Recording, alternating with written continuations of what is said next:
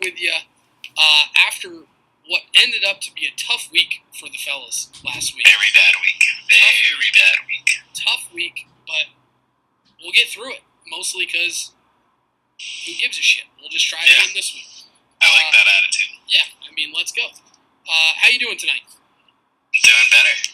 Feeling a lot better about this week Me too. than I was last week. So We had mentioned last week, in all fairness to us, we had mentioned last week that it was kind of a tough week for lines and whatnot. So that's not an excuse, but we did give that little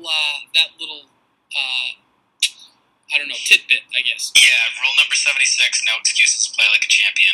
Couldn't agree But more.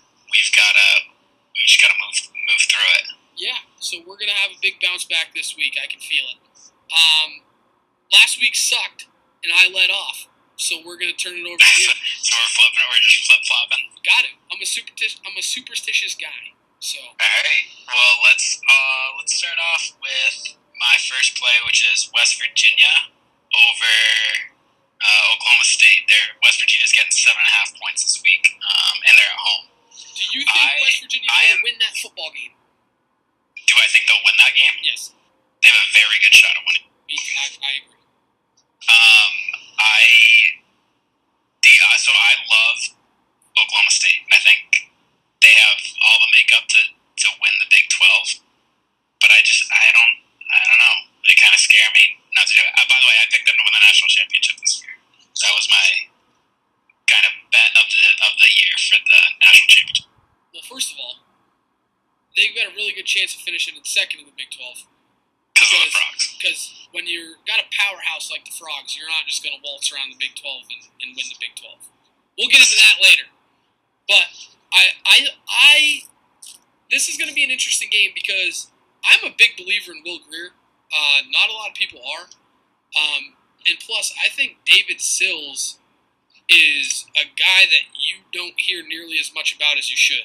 You heard a lot about him when he was in middle school. Yeah, when he was like 13 trying to be a quarterback. Yeah. But the dude can ball, man. The Frogs game that I was at, he had a couple really big catches in that game against TCU, and he's a baller. And plus, not a lot of people talk about their running game. Justin Crawford's had a good year at the tailback position for the Mountaineers, and like you said, it's at home.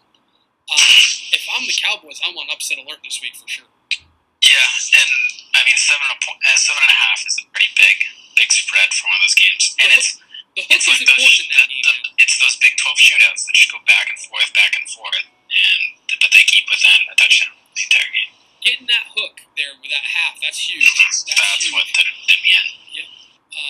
I completely agree with you. I think Mason Rudolph is very good, and James Washington, for my money, is probably the best receiver in the country, or at least the top 2 or 3. Yeah, and then, like I said, Oklahoma State's that was like my team going throughout the whole year. So I love what Oklahoma State's got, but I just think this is a better matchup or better spread for West Virginia. I was thinking this game was going to be like 4.5. I was surprised when it was 7.5. Yeah, 7.5. It seems like a lot of points. But we'll take them if they're going to give them to us. Yeah. So I like that, and I agree with you. My first pick of the week is going to be the TCU Horned Frogs. This is a big game for them. Iowa State's ranked. Iowa State has played really well against a couple of really good teams. But TCU just is too much. I think this game could get ugly. I know it's at Iowa State, but I know it's Kansas also last week, but TCU allowed 21 yards of total offense. I think, what did Kansas have? -18 or something, negative rushing yards. Yeah. Yep. And they are, if you look at their stat sheet, only one player had positive yards rushing in the whole game. They had 7 players that had carries, and they were all negative. So TCU's defense, I've been saying it all year, TCU's defense is going to be what separates them, because Kenny Hill has games that he can carry you, but if TCU is going to make the playoff, it's going to be because of their defense. Kenny Hill's not going to hurt you that much this year. At least the way he's been playing, I believe he only has 3 turnovers all year. But I just think their defense is what's going to separate them, and I don't think Iowa State is going to be able to to put that many points up on the Frogs. I think this is a game that the Frogs It's usually win. this time of year when they start to separate. If you got a good defense, that's when you start to separate and win the big games. Yeah, but at this, like TCU's defense, I mean, TCU gave up 31 to Oklahoma State, but that was at Oklahoma State after Oklahoma State scored 50 plus in 2 games. Then they played West Virginia and only gave up 24. And West Virginia is known to put up a 50 burger on you if you're not careful. So I mean, it's not like Kansas was the only game that the defense has shown up for the Frogs, and I just think it's going to be too much. They've got a senior walk-on quarterback who's played pretty well, but I just don't see them being able to hang with the Frogs this weekend. No. And this is such a letdown game for Iowa State. Yep. Like this is the matchup that's going to do it. I think that it's pretty impressive what they've done. Absolutely. Great year for them. They have sucked for a while, so it's kind of nice to see them staying competitive in that conference. But I think that TCU, like you said, I think it's going to get ugly. So I told you already knew how I felt about this because I wanted this as my pick, but I was a good guy and gave it up to you. I appreciate that. But when we're both on a pick, I feel pretty good about it. This game could be, I believe they're giving up, 6.5 at the last time I checked, but maybe 7.5. But if it was 10.5, I'd take it still. I think this is going to be like a 34-10 type of game. Yeah, it's 6.5, so I think that's a good spot. I mean, like you said, we got the hook, but on the right side of it this time. So. Yep. Who you got for your second college pick, bud? The next one is Michigan State. I've liked how they've played since the win over Michigan. Yep. They've been playing steady. I think they've been consistent, and it's always good to see when Wisconsin and any of those Big Ten teams start to get pretty consistent. That's when I like them. I don't think Northwestern's that great, but I mean they are at home, so that's why they're only a 1.5 point dog. But they're not playing at 11. I texted this to you. Yeah. They're not playing at 11, which is the normal Northwestern time, and I think that's the whole reason why I really love Michigan State this week. So go Sparty. Yeah, I agree. First of all, is there a coach that's more underrated in the country than Mark D'Antonio? I don't know. I think he's pretty well. He's well respected and everything, but you hear Mark. He's always on the hot seat too, like recently, and I don't think he deserves that at all. They win 9, 10, 11 games every year. Well, except for last year, what did they win? Didn't they only win like 3 games last year? Okay, so 1 year out of the last. That's what I mean. Yeah. So I don't think, but he's built them into a consistent program. Yeah, I mean, I think he's phenomenal. I don't think he gets necessarily a lot of love, comparatively speaking, to some of his peers. But I love that pick. We actually kind of flip-flopped because I texted you that's what I liked, and you're like, you can have the Frogs. And I said, all right, what do you got? And you said, well, I'll just take Sparty. So I have, we both kind of have those two in mind. But another thing that's interesting is Northwestern, like the Pat Fitzgerald. I think he's a lifer there. He's going to be like was it Dan Snyder down in Kansas State? Is he still coaching there? Bill Snyder. Dan Snyder owns the Redskins. Bill Snyder. That's what I meant. Billy left for a little bit, but now he's back. He's like 105 years old. And he's still coaching. I know. So I think Pat Fitzgerald's a lifer at Northwestern. Yeah. He replaced the guy that died, correct? Yep. Yeah, so I think he came in at an emotional time, and that's why James Franklin might be at Penn. Pat Fitzgerald's done a good job there, right? Like, they've been, I mean, come on, nobody really expects Northwestern to be top-notch in Big Ten, but, I mean, they've been competitive, though. They at least, like, somewhat competitive compared to other bottom feeders in the Big Ten. Yeah, I agree, and I love that pick. I don't think Northwestern, their defense is good, but they kind of struggle to score a little bit.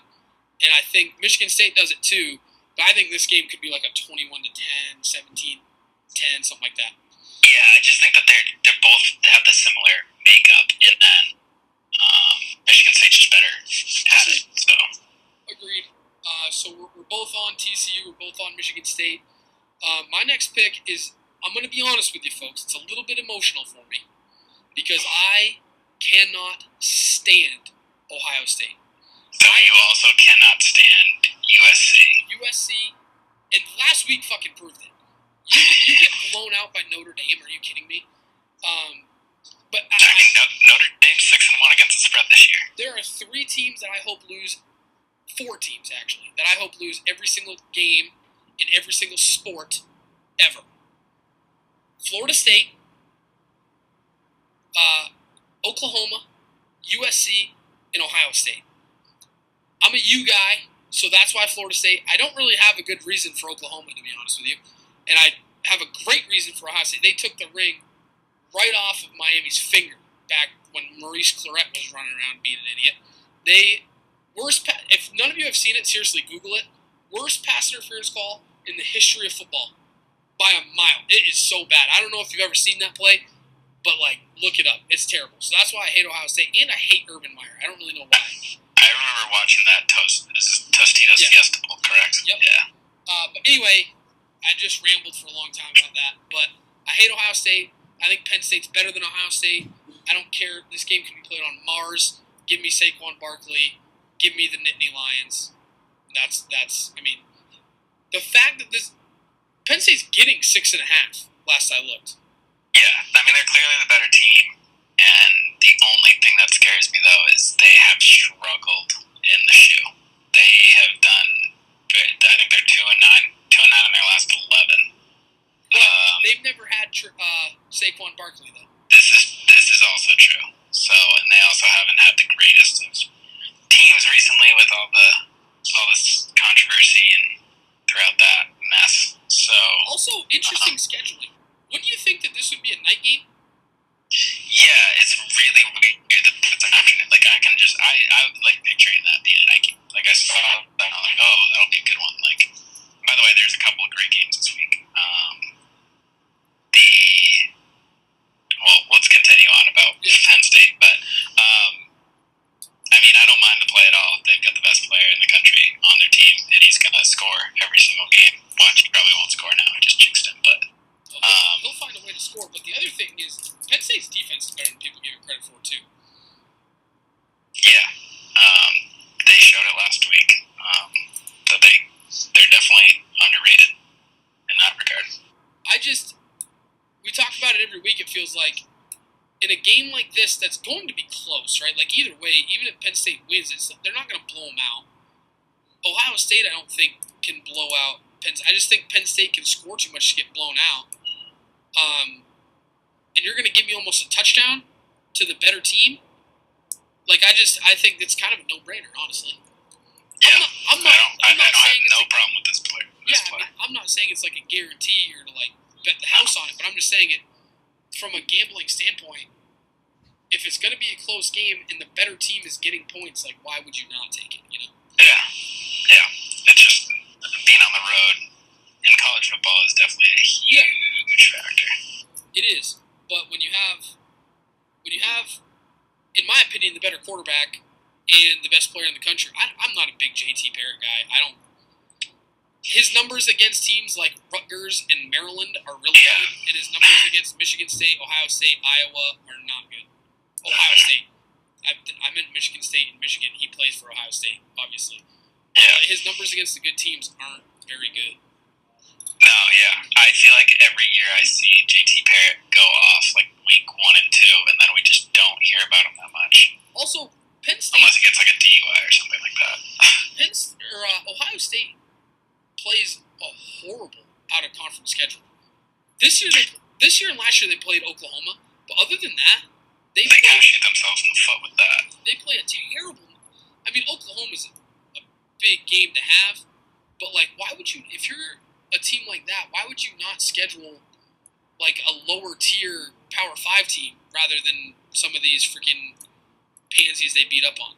Agreed. I think not in basketball it's not as bad because basketball you at least have a full season. You're gonna get your games in against better opponents. But when you start to in football, you've really got to play against decent teams. 1, to even make the playoff, you want a chance at that, and 2, it just better prepares you for these games late in the year. And the other thing in basketball is chirp Duke all the time, just because I don't like Duke, but because they play like Elon and St. Peter and people like that. But then they'll go play in the Battle for Atlantis, and they'll play 2 top 25 teams. Yeah, they used to they always play in that tournament. What is it? The tournament champions. Yeah, with Kansas, Michigan State, Kentucky, Kansas. Where Duke will have 5 non-conference pansies, they'll have 5 really tough non-conference games. So it's hard for me to chirp them too much, but I like chirping. I'm gonna stand here and defend my Blue Devils here and say most of those games are usually during like Christmas break too, when like things aren't that serious and kids are on break and stuff. So like there's definitely a method to that madness. Oh, I'm not. I just chirp them just because I like to chirp them. If I'm the coach, I do the same thing. Everyone loves chirping them. But like, I mean, we'll get into that topic a different day. But yeah, college sports is another wrinkle that makes it that much better with the scheduling, and it's not just like you get to choose it. There's just you get to choose it. I mean, or you have a way more say in it. Yeah. Rather than having a bunch of other people pick. One thing I just found out: the U is opening next season against LSU right here in Dallas. That's an interesting spot for that game. Yeah, they do the Advocare Kickoff Bowl every year. And this year it was Michigan and Florida. Then next year it's going to be LSU and Miami. So as soon as those goes on sale, your boy's going to scoop some of those up for sure. But, so for college football, we've got Penn State, Michigan State, TCU, and West Virginia. A little Big 12, Big 10 action. So let's get on to the NFL, I guess. Tough week in the NFL last week. Really bad. I was going into the week over, and I had already had the one loss with Kansas City. Yep. So I was going in shaking in my boots that I was going to go over for the week. Well, at least thankfully we didn't. Yeah, at least we avoided that. Good thing Justin Tucker is the only thing that the Ravens have for an offensive weapon. Yep. By the way, another skin of my teeth escape in the survivor pool. You picked the Dolphins? No, I picked the Titans. Okay. The game went to overtime. Yeah. This week we've got Philly over San Fran. Alright, yeah, that's pretty good. You got a 13-point spread there, so. There's only 215 people left out of 6,000. So, I bet you a lot of people are going to use the Eagles this week because they probably didn't anticipate them being as good. A lot of people have already used them.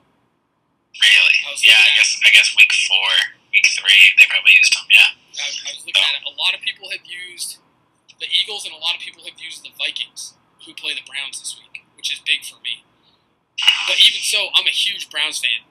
If I don't pick the team that the Browns are playing, I'm the biggest Browns fan this side of Lynn Kozakowski, for God's sake. I was watching the game. What was it? It was a couple weeks ago. I forget who they were playing. They were in the game, like the entire game, and they missed like 3 field goals. They never had a lead.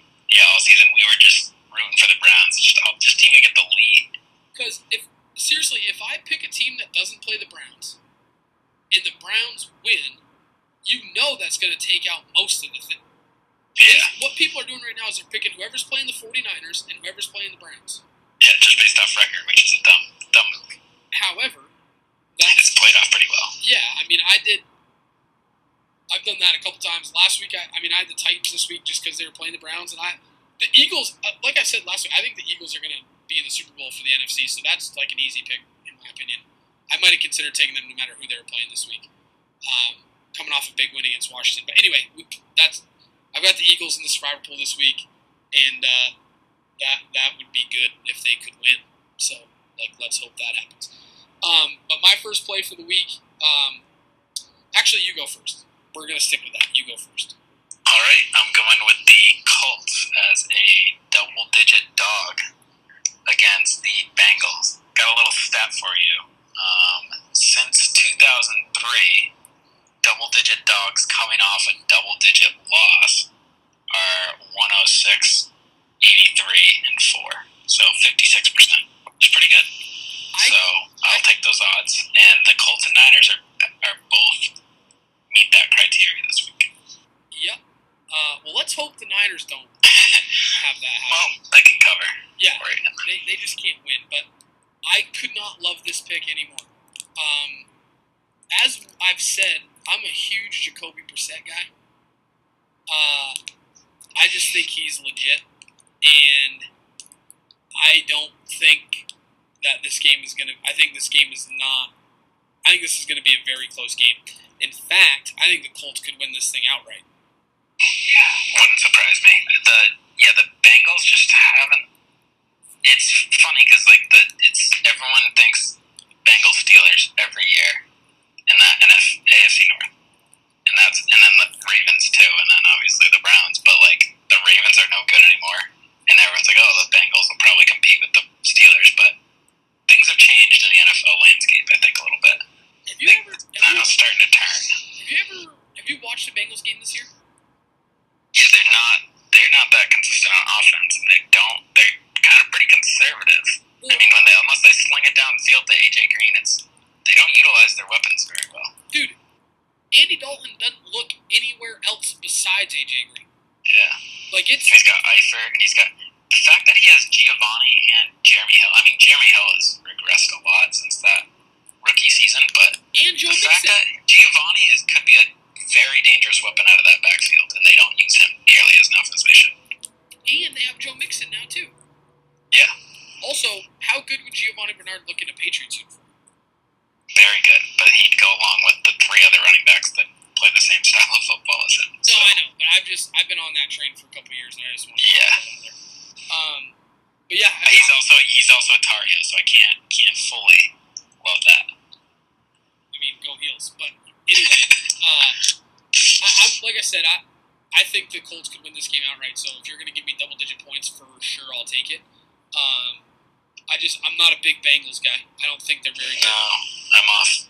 Also, as much as I want to be a fan of the Red Rocket, I can't. It can't be this year. Go Frogs. You got to throw that in there if we're going to talk about the Red Rifle. I mean, yeah. Don't just give me an no, that's the guy. But anyway. I know. He's probably the best TCU players they've had recently.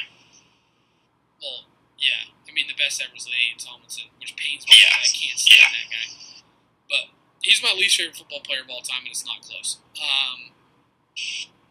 But we can get into that a different time. He's a baby. Him and Marshall Falk are both babies. But yeah, I like that pick. Definitely take the Colts if you're not sure what to do. I'd say that's probably our biggest lock of the week, honestly, of these picks. I like it. If you're asking me. My first play, I'm going to take the Falcons -4 against the Jets. The Falcons are due. They have not looked good. Julio Jones came out and was like, yeah, well, it was the fog and the Patriots. Those big, mean Patriots were shooting fireworks off after they scored touchdowns. Shut up, Julio, first of all. But second of all... It was bad. It was bad the next morning up here, so I don't know if he didn't wake up the next morning. Yeah. I don't know what he was watching, but it was bad on my way to work. Now, I'm going to give some credit where credit's due. The Patriots defense played really well on Sunday. They were really good. Johnson Batamosi out of nowhere was phenomenal. And Malcolm Butler played really well too. Now they're going to have Gilmore back this week. They're going to have Rowe. But the Patriots, let's not take away from the Pats defense now. They played well. But it just seems like Steve Sarkisian might be back on the hooch or something, because Jiminy Christmas, he has no consistency with anything. Last year they were so good because they would establish the run, throw off a play action, and when you throw off play action, it's easy. Well, they're not doing that this year. They're not scoring points, and Matt Ryan does not look like the same MVP caliber guy as he did last year. Did you know Julio Jones has only been targeted 3 times in the red zone this year? No, and I just got him in fantasy, so I hope that increases. Only 3 times? I had no idea. I mean, he scored some touchdowns, but in the red zone, he's only been targeted 3 times. Chris Collinsworth said that on the broadcast. Now, asterisk, Chris Collinsworth said it, so it could be complete nonsense, but that was a shocker to me. And even his touchdown this week, that was a good play by Butler, but Julio Jones is just so good that he's going to fuck it. But I would think that they're going to get Julio Jones and Mohamed Sanu open a lot against the Jets. the Jets have been playing well. The Falcons haven't, but I just think the Falcons are so much better than the Jets, and I think this is going to be a breakout game for the Falcons because they need it. I like this play too. I mean, while the Jets have played way better than their what everyone expected, again, it's just 4 points is not enough for this kind of game, especially with the Falcons coming off that loss. They're kind of starting to reach that. We got to start winning some ball games here. They got to win against the teams that they know they can win against, and the Jets are definitely one of those teams. Exactly, especially because the Panthers have been better than people thought, and the Saints have been better than people thought they were going to be. So now, all of a sudden, if you start dropping some more games, you might find yourself on the outside looking in that division. Yeah, I think that Jet season may be on the decline now, like real decline. We may start to see them lose a lot of ball games soon. As KFC at Barstool says, tank back on. Cancel the Jet season. Cancel the season. Who's your last play? My last play is the Redskins plus 2.5. Love. I really like the Redskins this year, and the NFC East matchups on like Monday nights, I feel like always just go to the home team. I don't know. I don't have any stats on that. This is basically just me watching games and just being like, oh, yep, the home team's playing on a Monday or Sunday night. Give me the home team. The only matchup that doesn't fit that is Cowboys-Giants. The Giants seem to always win in Jerry World. They didn't this year, but they haven't won anywhere this year. But I think you're right, except for that it just seems like the Giants win in Dallas. But that's the only... Even then, I think it's always a close game. Oh, for sure. But I mean, 2.5, I'm obviously taking the 2 points just to take the 2.5 points, but I think the Redskins win out. I think this is a perfect matchup for the Redskins with playing against that Cowboys defense. I think Kirk Cousins is still going to play out of his mind. And they lost last week. They were winning that game last week against Philadelphia and then ended up losing. But they played them pretty tough, and I think that's the one exception, I guess, was last week with the Eagles won by 10 on Monday night. Yeah, I like this pick. I'm not a huge believer in the Cowboys. I said that last week. I'm not either. Yeah. I said that last week. They went up and beat San Francisco 40-10. But I'm just not sold on them. They don't pass the eye test for me. There's something about them that I like Dak Prescott. I don't think he's phenomenal. I think so. In this game, when it's close, two pretty close teams, give me the better quarterback, and I think Kirk Cousins is better than Dak Prescott. I just think the Redskins kind of know their identity on both sides of the ball. True. I don't think Dallas does yet. I think their team has changed from a year ago, and so I think they're still trying to figure out what's going to work for them. Yeah. So I like the Redskins, and I think they're going to continue to compete and win, and probably be a wild card team. I think. I agree, and it's going to be interesting this offseason what the Redskins do. Because they can't put the tag on them again. Well, they can. Can't they? I don't think you can after two. I thought you can only do it twice to one guy. Yeah, that's probably. It's the only time a quarterback has ever gotten it twice. Yeah, but he just doesn't seem like he wants to be there. There was an interesting article on ESPN this week about how back in 2012, remember when he came in, it was late in the year, that he came in and threw for like 300 yards, a couple of touchdowns. They won the game and made the playoffs. And then Robert Griffin III came back and started the playoff game on that bum knee. But Kirk Cousins was the one who won them that game to get into the playoff. And I guess when Dan Snyder came in, when Dan Snyder and Bruce Allen, who was the GM at the time, came into the locker room, they didn't even look at Kirk Cousins. They just went right to Robert Griffin. And Kirk Cousins has always been, and this isn't Kirk saying this is people speculating, but I guess that has always been kind of like left a bad taste in Kirk's mouth. He seems to think that they just view him as another guy, and so I don't know if he's going to stay there. And he's also said that he wouldn't mind playing for Kyle Shanahan again. So that's in San Francisco, and I think that'd be a great fit for them. They need a quarterback. Their defense is on the rise. They've got a good running back. which he hasn't really had a consistent running back since ever. I don't know. Yeah, I mean Alfred Morris was pretty good for them, but I don't. I mean, for like a year.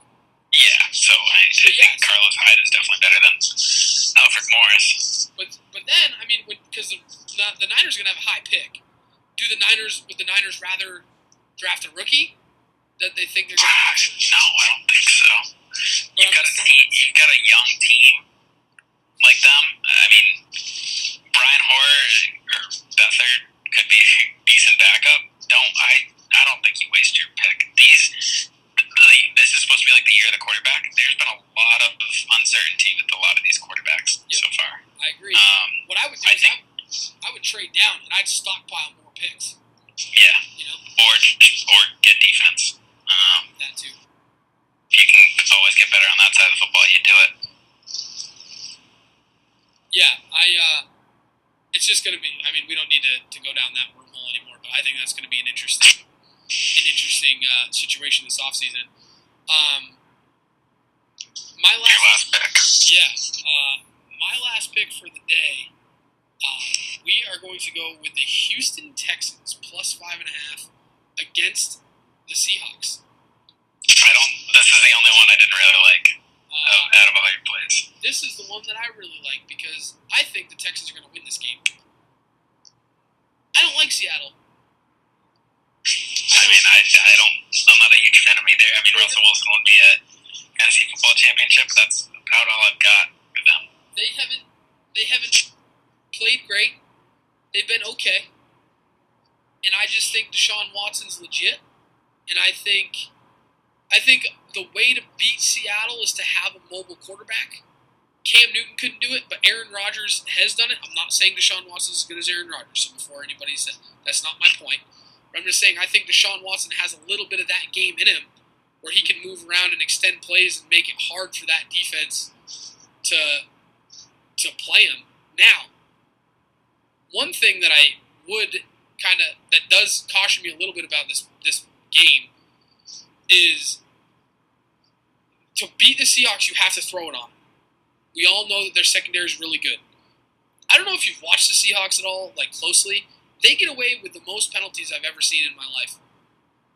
I honestly haven't watched. I don't think I've watched like 2 downs of the Seahawks this year. I just have no interest. I feel like they're always in like these they put up like 13 points and it's just.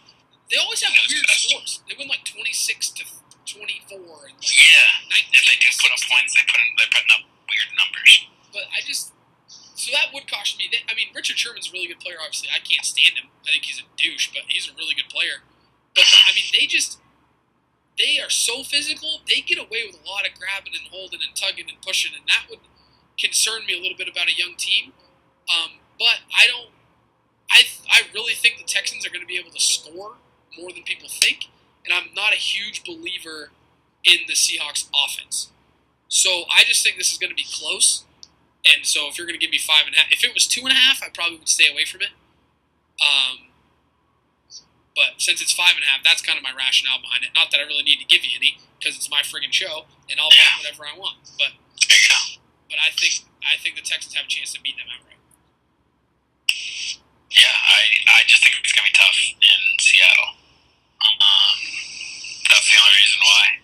If this was in Houston, I would have no problem with that. But I mean, they're getting 5.5, so I can't hate it too much. Well, they're getting points. Now that I picked them, it'll be like 48-0 Seahawks or something ridiculous. And Seattle's a team that does that too. They'll come out of nowhere and just put up some numbers on you and just have a great all-around game. Russell Wilson's my fantasy quarterback, but I benched him this week. Interesting. For who? For my boy, Jacoby Brissett. Interesting move. Interesting. Yeah. That team's struggling, though. That team sucks. I have 3 teams. One of them's really good. The other one's like so-so. And I have one, I forgot about the draft and it auto-picked. Jiminy Christmas, does that team suck? I stick with one team. It makes me a lot happier focusing on one team. Last year I had 7. So we're trimming it down. You're making progress. Yeah, we're trimming it down. But that's what we've got for you in the NFL. We've got Redskins, we've got Colts, we've got Falcons, and we have got the Texans. So hopefully we'll be a little bit better than we were last week. Good news, though, we can't get much worse. So I'm thinking the only way to go is up. Yeah, I mean, there is one way we could go. I could lose all of them, or you could lose all of them. What did you go? You won 1-3 last week. Yeah, wasn't great. I also watched both the South Florida and the UAB game, which is kind of a ridiculous thing. I don't know how I found a stream of the UAB Charlotte game, but I did. That's what I love about gambling, though. You'll just find a way to watch the most obscure games. You can watch some real obscure stuff. So, I was feeling so confident. I was like, oh, yep, USF is putting up points. We're looking good there. And then got UAB up 17-0 at half. UAB doesn't score in the second half. They end up losing on a very good trick play. I mean, it's just how the cookie crumbles. Sometimes you just gotta tip your head. USF had the ball on the 5 or 6 yard line with a minute to go and took the knee, and I hated it. I cringed. I thought they were just going to Charlie Strong would be like, "Yep, let's punch it in. Let's secure this W." But nope. Took the knee. Well, that's why they call it gambling. You know, you never know what's going to happen, which makes it fun. Which is why I do it. But that's all we've got for you this week. Hopefully, you'll actually make some money this week. And we'll do it again next week, and we'll try to right the ship a little bit. Yeah. All right. Good luck, friends.